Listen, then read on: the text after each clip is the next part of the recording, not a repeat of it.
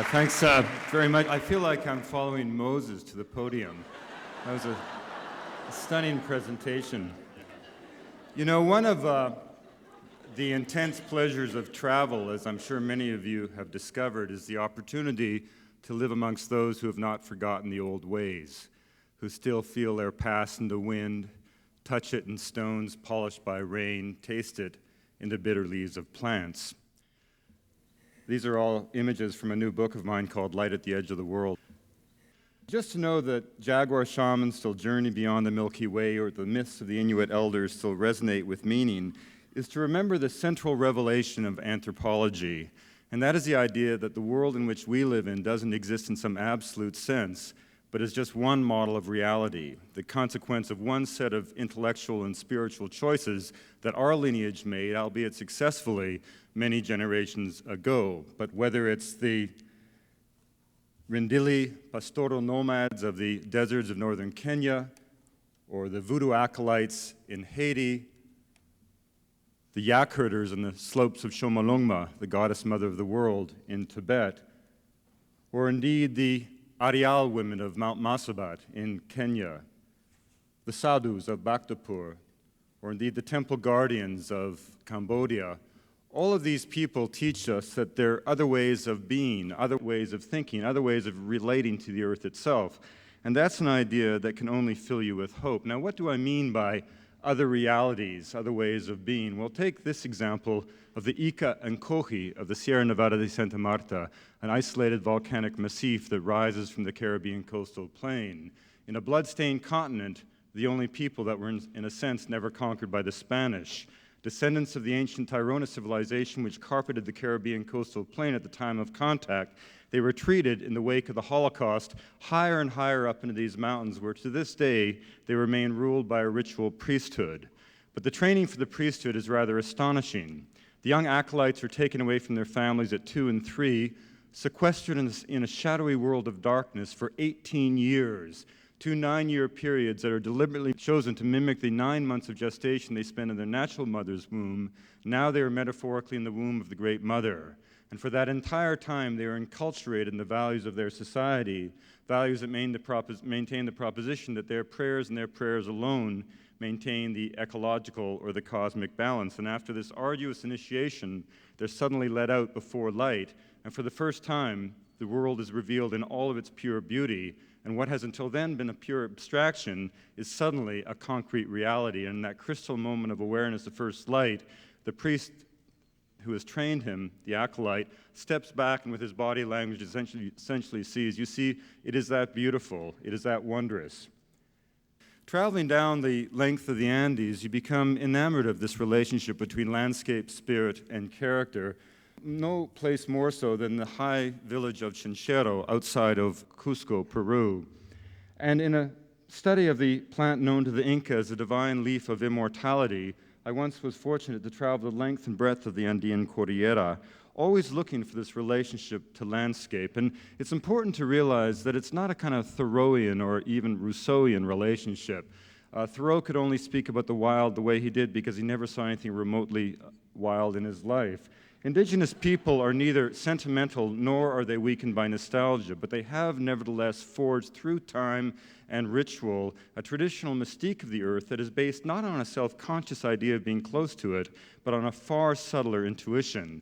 And that is the idea that the earth itself can only exist because it is breathed into being by human consciousness. And this plays itself out in ritual, whether it's a coca diviner who can view the future like a soothsayer in divination on the back of the sacred leaves, a skill that can only be possessed by someone who has successfully survived a lightning strike and become a tirokuna. Or in one of the most dramatic examples is the annual running of the sacred boundaries of the community, where the fastest young boy in each hamlet dresses up in the deportment of a woman, and becoming the transvestite figure or the wailaka and carrying the sacred banners, he leads all able-bodied men on an extraordinarily arduous race around the perimeter of the community lands, down to the base of the sacred mountain Antakilka, and up around a trajectory which is marked by holy places or itos or mohones, where prayers are uttered, coca is given to Pachamama, and the people themselves, through ritual, become a community. And I participated last February in this race, and it was an extraordinarily arduous affair because you actually run to the base of Antakilka from 11,500 feet. You then rise 3,000 feet, drop to the bottom of the other side of the mountain 4,000 feet, ascend another 4,000-foot ridge, and 25 kilometers like this all the way around. By the end of the day, the individuals emerge less as human beings and in some sense as spirit beings who have reaffirmed through gesture and ritual prayer their sense of place in the landscape. This gives you a sense of the power of community, and if there's one chasm that exists between the Western world and the world of these indigenous peoples, amongst whom I find myself spending so much time, it is a cult of the individual, which of course was a sociological equivalent of the splitting of the atom. If we drop now into the Amazon itself, you'll find other societies equally extraordinary in their adaptation. The Barasana, for example, a people of the Anaconda who believe that metaphysically and mythologically they came up the Milk River from the east in sacred canoes dragged behind the great Anaconda and were regurgitated in the various affluents of the Amazon. So, for example, the Barasana live so closely with their forests that cognitively they do not distinguish the color green from the color blue because the canopy of the heavens is equated to the canopy of the forest. Or the canoe people of the Orinoco Delta, the Winikina Warao, people who never hold a stone in their hands because they live in these flood floors which are permanently inundated, and before a child can walk, he learns to paddle a dugout canoe across the vast expanses of that beautiful delta. And of course, it is within the lowlands that you see the most perfect fluorescence of the shamanic art of healing. And we have a kind of a groovy notion of the shaman as a kind of a benign grandfather figure who shakes feathers and beads. I've never met a shaman who wasn't a little psychotic. That's their job. They're the ones who, as Joseph Campbell would say, swim in the mystic waters the rest of us want to ignore. They're the ones who seek these remarkable places where they can effect their deeds of healing. And the most extraordinary society I ever lived with in the Amazon were the Warani, the people of the forest, once known pejoratively as the Auca, a Quechua word meaning barbarian or savage.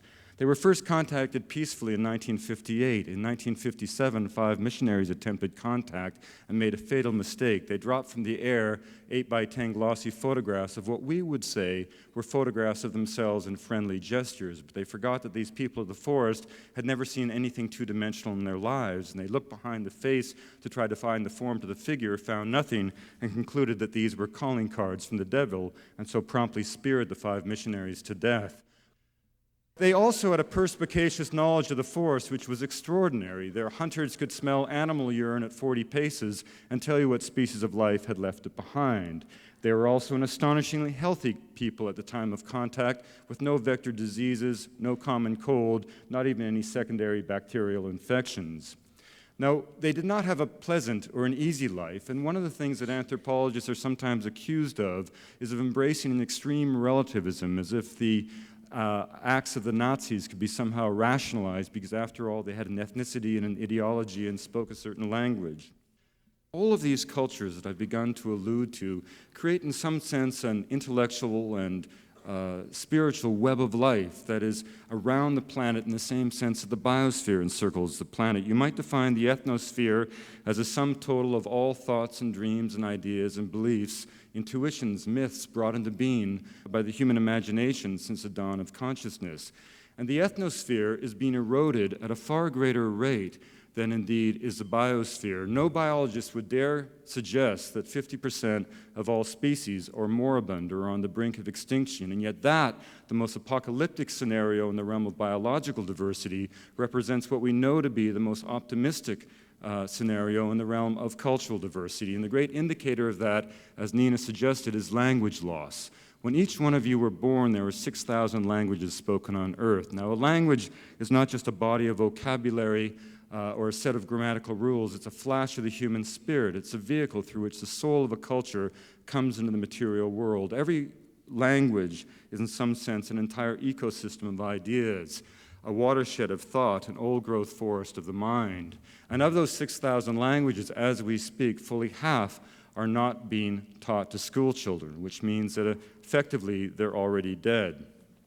And every 2 weeks, somewhere on the planet, it becomes the last of their language, their people, to speak a language.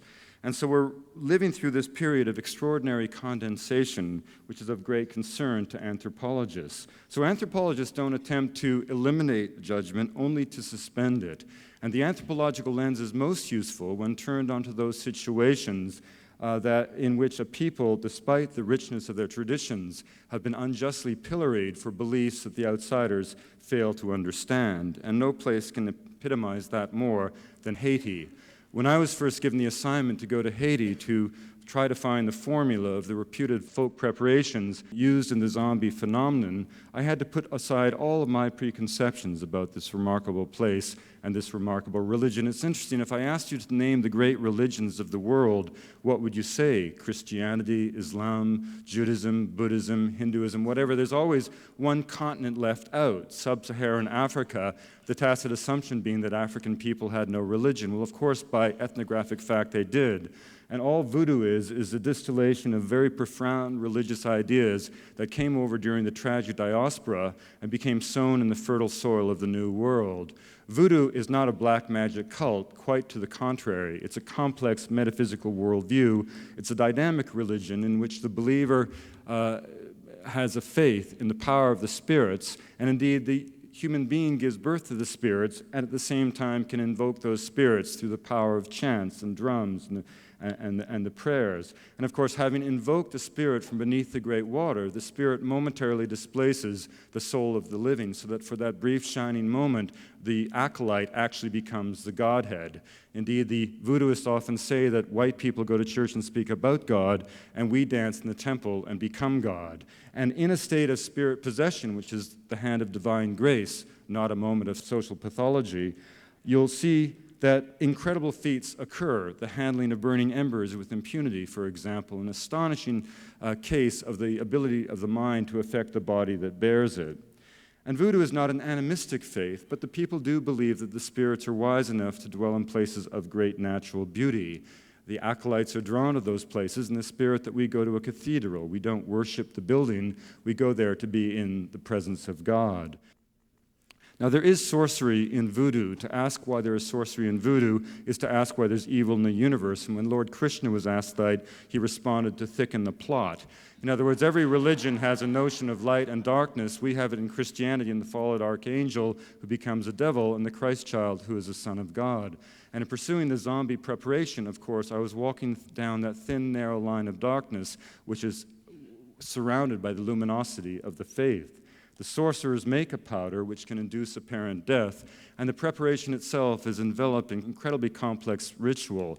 But the most important point of all is that I was able to show that this phenomenon of the Haitian zombie, which had been dismissed in an explicitly racist way, not only existed, but it had a purpose within the society. It turned out to be a form of social sanction invoked by secret societies, which, much as the secret societies of equatorial West Africa, these societies in Haiti are the most powerful arbiter of social and political life. I always wanted to live with a people wet with the innocence of birth. I always wanted to live with nomads, because we all once were nomads, wanderers on a pristine planet. It was only with the Neolithic Revolution that we succumbed to the cult of the seed and began to create hierarchy and surplus and sedentary village life. But for most of our million years of human history, we were wanderers on a pristine planet, and nomadic societies are profoundly different. The Panan are a people of the rainforest of the northern third of Borneo. At one point, they were 30,000 strong, totally dependent on the forests of the hinterland. The rivers themselves were the domain of the Dayak headhunters, who, in order to marry, had to present to a prospective father-in-law the severed head of an enemy, and too often those heads were Panan. So the Panan fled into the forest, where for generations they lived on the bounty of that forest, dependent on it for every aspect of the material well-being. Now, nomads are profoundly different. There is no incentive to create material accumulation because everything has to be carried on your back. So quite literally, the measure of wealth in a nomadic society is the strength of the social relationships amongst people.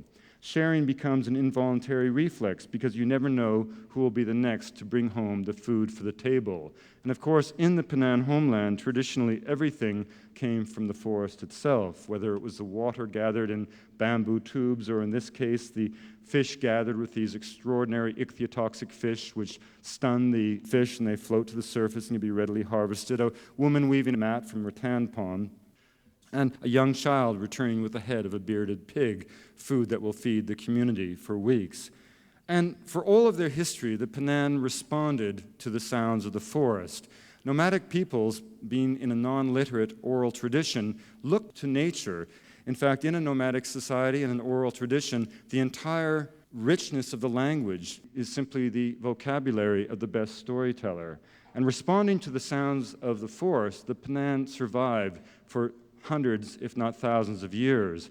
But what I found was not a land wet with the innocence of birth, but a land where there was no place in that Penan homeland free of the sound of machinery. You heard so much about the deforestation of the Amazon in the 1980s. At that time, Brazil produced 3% of the tropical whole log exports of the world. Malaysia produced close to 60%, almost all of it from Sarawak and Sabah, and the homeland of the Dayak peoples, including the Penan. So in a single generation, the Penan saw roads pierce the wild heart of the homeland. And bewildered, they found themselves living on the edge of logging camps, watching the rivers that once ran clear carry away the silt of a continent, of an island continent, to the South China Sea, where the Japanese freighters hang light on the horizon, ready to fill their holds with the raw logs ripped from the heart of Borneo. You see young children sequestered in settlement camps where they're forcibly brought in to get them off the land to avoid them being a nuisance to the Malaysian government. And the Penan, in a rather extraordinary way, beginning in the mid-'80s, said enough was enough. And what began as a quixotic gesture, blowpipes against bulldozers, they blockaded their logging roads and for a time shut down all of logging in Sarawak. It was a quixotic gesture, and one that electrified the international environmental community, but of course it did not last. And in 1998, I returned to Sarawak on behalf of the National Geographic and found myself living amongst the 8 people who were the last nomadic Penan in Sarawak. And this sense touches upon the dark undercurrent of my presentation this morning, and that is the fact that the 20th century will not be remembered for its wars or its technological innovations, but it's going to be remembered as the era in which we stood back and either actively endorsed or passively accepted the massive destruction of both biological and cultural diversity on the planet. The problem, I must stress, is not change. Change is the one constant in history. Anthropologists have no interest in sequestering indigenous people in wild refugia like some kind of biological specimens. Change is the one constant. And it's not technological innovation. A Kiowa does not cease being a Kiowa when he gives up the bow and arrow any more than an American ceases being an American when they give up the horse and buggy. It's neither technology that changed or change that threatens these people. It's a crude face of power and domination. These societies are not quaint and colorful, reduced to the margins of history as the world moves inexorably forward. These societies are dynamic, vibrant cultures that in every case are driven out of existence by forces beyond their capacity to adapt to, whether it's the egregious deforestation of Sarawak, the poisoning of the fertile soils of the Ogoni, or in the case of Tibet, the domination of the Chinese. I've been traveling a great deal in Tibet recently, and of course all of you know that since the 1959 conquest, 1.2 million Tibetans have been killed. 6,000 ancient temples, sites of veneration and wisdom have been reduced to riprap and dust. And yet despite this, as many of you know, the spirit of the Tibetans soars, the Dharma is pursued, and as Milarepa said, in time all will come back around. And I want to close this morning with a return to a more positive story, a story from my own homeland of Canada, where the Canadian government, in a remarkable gesture of restitution, has established a territory the size of Texas and California for the Inuit people. It's known as Nunavut, the homeland, and Canada has not always been kind to the Inuit. In fact, during the 1950s, in an effort to establish Canadian sovereignty, we obliged the Inuit to move into settlements. I recorded when I was narwhal hunting at the tip of Baffin Island a remarkable story from this man on the right, Olayak, of his grandfather who refused to go into settlements. Now remember that for the Inuit, blood on ice was not a sign of death, it was an affirmation of life. The cold was not something to be feared, something to be taken advantage of. And Olayak's father refused to go into the settlements, and so the family took away his tools and his implements, hoping that it would oblige him to enter the settlements. Did it? No. He simply stepped outside into an Arctic night, and in the darkness pulled down his trousers and defecated into his hand. And as the feces froze, he shaped it into a blade. He put a spray of saliva along the edge, and as a shit knife took form, he butchered a dog.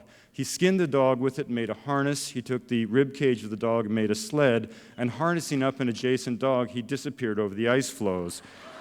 Talk about getting by with nothing.